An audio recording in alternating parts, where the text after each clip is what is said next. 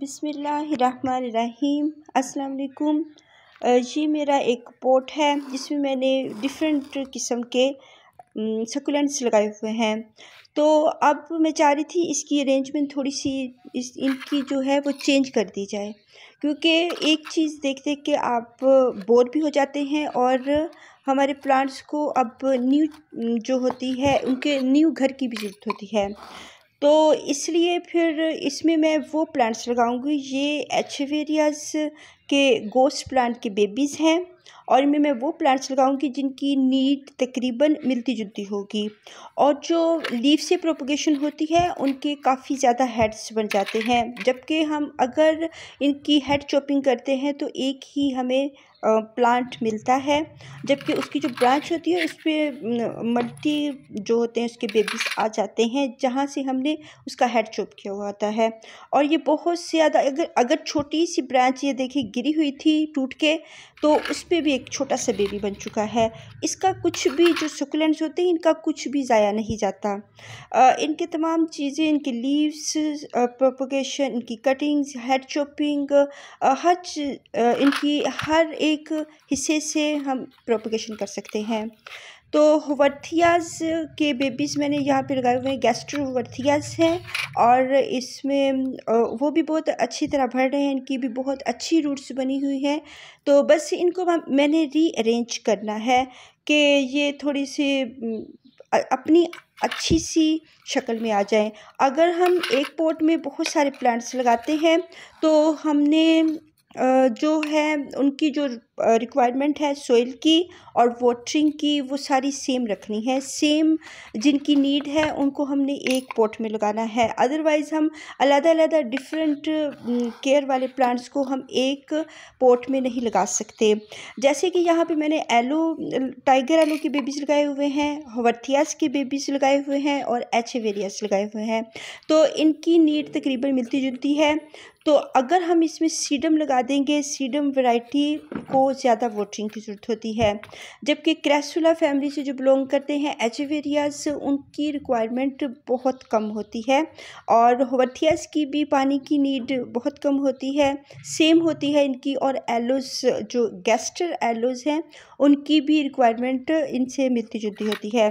तो इसलिए अगर एक ही सॉइल, एक ही, और इनकी जो सूरज की रिक्वायरमेंट होती है वो भी इनकी सेम ही होती है कि हमने इनको हल्की सी धूप में रखना होता है। बहुत ज़्यादा तेज़ धूप को ये पसंद नहीं करते हैं, ये प्लांट्स जो मैंने इसमें अरेंज किए हुए हैं। और अगर इनकी कोई लीफ गिर गया है, छोटे से छोटा बेबी, छोटा से छोटा लीफ भी गिर गया है, तो उसमें भी उसने प्रोपगेशन अपनी शुरू कर दी है। और कुछ एचेवेरिया की वैराइटीज़ होती हैं जो क्रैसुला फैमिली से बिलोंग करती हैं और कुछ सीडम की क्रॉसिंग होती है। तो जो सीडम की क्रॉसिंग होती है उसको हम पानी ज़्यादा भी दे दें तो कोई मसला नहीं होता, लेकिन जो क्रैसुला फैमिली से बिलोंग करते हैं उनकी नीड थोड़ी कम होती है। जैसे हमारा जेड प्लांट क्रैसुला फैमिली से बिलोंग करता है, बहुत सारे हमारे प्लांट्स हैं जो क्रैसुला फैमिली से बिलोंग करते हैं, तो फिर उनकी पानी की नीड थोड़ी कम होती है। उनको हम ज़्यादा देर के लिए ड्राई सॉइल में रखते हैं। तो अब ये पॉट है, इसमें एक ड्रेनेज होल है, जबकि मुझे 2 ड्रेनेज होल चाहिए। तो इसमें एक ही है, तो मैं चाह रही थी कि एक और बना लूँ। तो उस दूसरा बनाने में मुझे बहुत मेहनत लगी है, इस पर बहुत ज़्यादा टाइम लगा है मुझे होल बनाने में। इसमें हम थोड़ा सा पानी डालेंगे दोनों साइडों पे, अंदर वाली और बाहर वाली, और फिर इसका हम एक छुरी की नोक की मदद से इसको खुरचते रहेंगे तो वो आखिरकार बन ही जाता है होल एक, अगर हम आहिस्ता आहिस्ता उसको खुरचते रहेंगे मिट्टी को। ये हम जो उसके ऊपर ब्रोकन पीस रखते हैं वो हम किसी भी साइड पे रख सकते हैं, इसकी कोई साइड नहीं होती कि पानी तो छोटे से छोटे सुराख से भी निकल जाता है और बड़े सुराख से भी निकल जाता है। तो अगर हम ड्रेनेज होल को ये ब्लॉक नहीं होता एक ही दिन में, इसको 1 साल, कोई 6 मंथ लग जाते हैं ब्लॉक होने में। फिर हम दोबारा इसकी सॉइल निकाल कर इनके होल्स को खुरच लेते हैं और फिर हम इनको दोबारा इसी सॉइल में मैं लगा दूँगी, क्योंकि ये सॉइल अच्छी है, रेतली सैंड है और भल मिट्टी है, तो इसमें मुझे अभी ज़रूरत नहीं है खाद वगैरह डालने की। तो इसलिए ये चल जाएगी अभी। अगर ज़रूरत भी हो तो जो सकुलेंट्स होते हैं उनको इतनी जल्दी खाद की ज़रूरत नहीं पड़ती। उनको ज़रूरत पड़ती है जब इनकी बहुत ज़्यादा जड़ें बन जाएँ, कोई 1 साल 2 साल में, फिर इनको नीड होती है नई सॉइल की। तो फिर उसमें हम गोबर की खाद और वुड ऐश वगैरह डाल देते हैं। लेकिन जब ये हम जो इसके बेबीज़ लगा रहे हैं तो इनको इतनी नीड नहीं है। इनकी ग्रोथ चूँकि बहुत स्लो होती है, इसलिए इनको ज़्यादा खाने की ज़रूरत नहीं पड़ती, ना ही पानी की ज़रूरत पड़ती है, क्योंकि ये बहुत स्लो तरीके से बढ़ते हैं। ये मैं पाथवे बना रही हूँ इसकी अरेंजमेंट करने में, और इसको मैं अच्छा सा बनाऊँगी कि इनका एक खूबसूरत सा घर देंगे।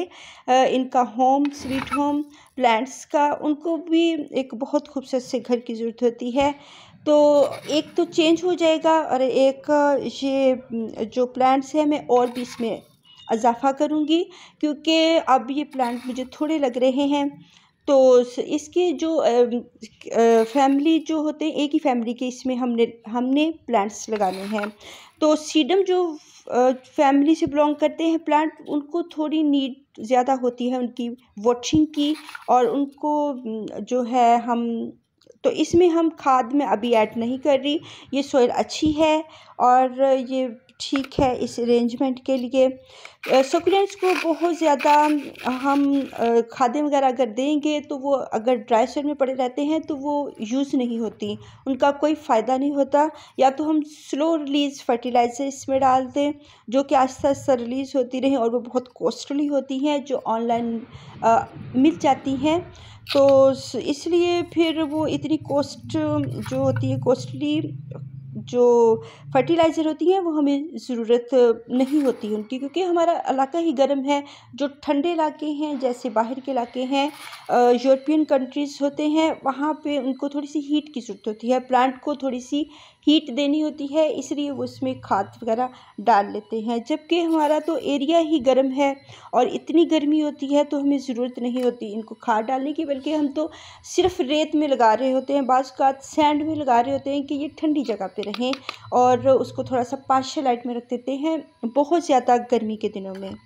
जो पाथवे बनाया है मैंने, वो वाइट कलर में बनाया है, वाइट पेबल्स में, और जो इसके सेंटर में एक मैंने और डिज़ाइन बनाया है, उसको मैंने गोल्डन पेबल से, चिप्स है गोल्डन कलर की, उससे बनाया है। तो ये जो सकुलेंट्स की एचेवेरिया है, ये 4 के 4 ही मैंने एक ही जगह पे लगा दिए हैं, गोस्ट प्लांट के बेबीज़, क्योंकि ये मैंने लीफ से प्रोपोगेट हुए हैं और इसके 4 बेबीज़ आए हैं। तो इस लीफ से जो प्रोपोगेशन होती है, या इसकी जो हमने स्टेम कट की होती है, उस स्टेम के ऊपर बहुत सारे बेबीज़ आ जाते हैं। तो ये हुवर्थिया गैस्ट्रोवर्थियास के बेबीज़ हैं, इसकी भी जो होती है, इनकी भी स्लो ग्रोथ होती है, तो इसलिए इनको भी सेम इनकी है रिक्वायरमेंट। जो सीडम होता है, उसको पानी की ज़्यादा ज़रूरत होती है, उसको मैं यहाँ पे सीडम की कोई भी वैरायटी में यहाँ पे नहीं लगा रही। जो क्रैसुला और एचेवेरियाज की वैरायटी हैं, उनको मैं यहाँ पे अरेंज करूँगी, क्योंकि इनको ज़्यादा पानी की ज़रूरत नहीं होती, और गैस्ट्रोवर्थियास को भी नहीं होती। अब ये स्टेम है, इस स्टेम के ऊपर से मैंने ये बेबीज़ उतारे हैं, इसमें जड़ें हैं, इसमें इसके मदर प्लांट पे, लेकिन इसके बेबीज़ में नहीं है। तो फिर अभी हम इनको वाटरिंग थोड़ी सी मिस्टिंग कर देंगे, तो वाटरिंग जब 1-2 दिन में इनकी कैलस आ जाएगा, गर्मियाँ शुरू हो चुकी हैं, फरवरी का मंथ है, तो अब हम इनको थोड़ा सा पानी अगर थोड़ा सा ज़्यादा करेंगे। अगर हम इनको 15 डेज़ के बाद वाटरिंग कर रहे थे, तो 12 डेज़ पे आ जाएंगे बस। और अगर बहुत ज़्यादा धूप होगी तो फिर हम इनको पार्शियल लाइट में ले जाएंगे और शेडी एरिया में रखेंगे। वैसे भी जो अरेंजमेंट्स होती हैं, ये टॉप टेबल के ऊपर रखते हैं हम, और ये ब्राइट लाइट में चल जाती हैं। तो इसमें मैंने अब ये ब्लैक कलर के या ग्रे कलर के जो पेबल्स हैं, वो लगा लेंगे। तो अभी इनको जब धोएंगे तो इनके कलर से निखर के आएंगे। अभी ये मिट्टी से भरे हुए हैं तो धुले हुए नहीं हैं, तो फिर इनके कलर्स भी थोड़े ग्रे ग्रे होते हैं। वैसे भी सूख के ड्राई होके तो इनके कलर लाइट ही हो जाते हैं। तो थोड़ी देर के लिए वो होते हैं डार्क कलर में। जब हम इनको धोते हैं फिर ये अपनी जिस कलर के होते हैं अपनी असल हालत में चले जाते हैं। मेरे पास एक क्रासुला फैमिली से जेड प्लांट, ये बिग लीव्स वाला है, ये मैं लगाना चाह रही थी, लेकिन फिर वो उसमें एडजस्ट खूबसूरत नहीं था लग रहा, वो अजीब सा लग रहा था, तो मैंने उसको निकाल दिया, इसकी कटिंग। अब हम इसमें ये कैक्टस है, जो कैक्टस लॉन्ग लॉन्ग चले जाते हैं, और कुछ यूफोर्बिया फैमिली से बिलोंग करते हैं जो बहुत लॉन्ग चले जाते हैं। तो इन कैक्टस के बेबीज़ भी लॉन्ग होते हैं। ये फुल धूप में पड़े हुए हैं, ये नहीं है कि ये लैगी हो चुके हैं, ये हैं ही लॉन्ग वैराइटीज़ में से। तो अगर इनको जगह भी कम, इनको स्पेस कम मिलती है तब भी ये लॉन्ग हो जाते हैं। और अगर इनके हैबिट हो, इनका मदर प्लांट लॉन्ग हो, तो फिर ये भी लॉन्ग हो जाते हैं। ये बहुत मिट्टी से भरे हुए थे, फिर इनको मैंने वॉश किया है और अब मैं इनको इधर एडजस्ट कर रही हूँ। तो जो मिट्टी से भरे हों उनको साफ़ कर लेना चाहिए पहले ही, ताकि बाद में वो फंगस या फंगस तो नहीं लगेगा, वो तो गीली सॉइल में लगता है, वेट सॉइल में लगता है। ड्राई सॉइल में मिलीबग्स लगते हैं और स्पाइडर माइट्स लगते हैं। तो ये मेरे पास और भी जो बेबीज़ कैक्टस के हार्वेस्ट किए थे वो भी हैं। तो बहुत सर्दी थी जब इसके बेबीज़ हार्वेस्ट किए थे, तो मैं बहुत इसकी रिपोर्टिंग की थी कि कहीं ये रोट ना हो जाए, क्योंकि बहुत ज़्यादा सर्दी में हम किसी प्लांट की रिपोर्टिंग नहीं करते या उनको वाटरिंग नहीं करते, क्योंकि वो ख़राब हो जाते हैं। तो अच्छा मौसम आए तो फिर हम इनकी रिपोर्टिंग करते हैं। ये एक वठिया की एक और वैरायटी है मेरे पास, सिम्बिफॉर्मस की दूसरी वैरायटी है मेरे पास। ये थोड़े लॉन्ग हो जाते हैं। जो दूसरे सिम्बिफॉर्मस होते हैं वर्थियाज, वो एक रोजेट की शक्ल में भरते हैं, जबकि ये थोड़े लॉन्ग लॉन्ग हो जाते हैं। ये सिम्बिफॉर्मस की दूसरी वैरायटी है। तो ये कितने खूबसूरत लगते हैं। एक छोटी सी वर्ल्ड होती है जिसमें बहुत सारे प्लांट्स लगे हुए होते हैं, और इसमें कैक्टस की भी नीड कम है, पानी की वाटर की रिक्वायरमेंट कम है। इसमें मैंने सीडम और ग्रेप्टोपेटलम दोनों के बेबीज लगा दिए हैं। जहाँ जहाँ से मुझे थोड़ी स्पेस लगी वहाँ पे मैंने गैस्ट्रोहवर्थियाज और सिम्बिफॉर्मिस जो हवर्थियाज हैं उनको मैंने उनके बेबीज़ को लगा दिया। तो कहीं पे हम वाइट वाले पेबल्स यूज़ करते हैं, इसमें कोई और जो कलर्स आपके पास हो आप वही ले सकते हैं। और एक मेरे पास गोल्डन है और एक ग्रे वाले पेबल्स हैं, ग्रेवल्स या चिप्स कह लेते हैं इनको, और रॉक्स होते हैं। रॉक्स की अरेंजमेंट कर सकते हैं, किसी भी तरह से हम कर सकते हैं, बहुत सारे तरीक़ों से कर सकते हैं। और बहुत बिग पॉट्स में भी ये हो जाती है, बहुत छोटे से छोटे पॉट में भी हो जाती है। ये मैंने एक टेबल बनाया हुआ है, एक 2 पीस लकड़ियों के लेके उसके ऊपर टाइल्स जो बची हुई थी वो टाइल्स रख कर, तो ये मेरा एक गार्डन का टेबल बन चुका है। तो इस पे मैंने पहले भी टेरेरियम्स बनाए हुए हैं, मिनी गार्डन मैंने क्रिएट किया हुआ है, और ये शेडी एरिया है। जब धूप आएगी तो फिर हम इनको चेंज कर देंगे। वैसे ये वॉल के पास है तो इस पर कम धूप आती है, ज़्यादा धूप नहीं आती। मोस को भी हम लगा सकते हैं शेडी एरिया में, और टेरेरियम्स बना सकते हैं ग्लासेस में। तो ऐसे हम बहुत सारी अरेंजमेंट कर सकते हैं जैसे इनकी रिक्वायरमेंट हो। अल्लाह हाफिज़।